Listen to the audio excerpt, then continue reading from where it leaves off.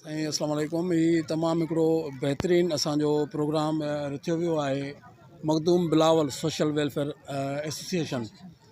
तमामु हिकिड़ो बहितरीनु क़दम खयों आहे ऐं कराची जे हिन वॾे शहर में ऐं मसरूफ़ शहर में हे टाइम कढणु पंहिंजी सकाफ़त जे लाइ यकीनन हिकिड़े सिंधी क़ौम जे सुजागी जी निशानी आहे। ऐं जेके क़ौमूं पंहिंजी सकाफ़त पंहिंजी ॿोली ऐं पंहिंजनि हीरोज़ खे विसारींदियूं आहिनि यकीनन उहे क़ौमूं तबाह ऐं बर्बाद थी वेंदियूं आहिनि। पर हीअ असांजी जेका क़ौम आहे, असांजी जेका ॿोली आहे, असांजी जेका सकाफ़त आहे, इहा 5000 साल पुराणी सकाफ़त आहे। ऐं 5000 खां वठी असां इन टोपी अजरक ऐं पटके खे ऐं जेको आहे सो संभालींदा अचूं। दोस्त जसलणनि ऐं असां इंशाअल्लाह ताला ईंदड़ पंहिंजी नसुल खे बि इहा ई नसीहत कंदासीं त इहा जेको पंहिंजो असांजो जेको 5000 साल पुराणो तारीख़ी असांजो जेको वतन आहे सिंध, ऐं उन जेके तहज़ीब ऐं जेका उनजी कल्चर आहे उनजी हिफ़ाज़त कंदा अचनि ऐं उनखे संभालींदा अचनि। मक़सद छा आहे?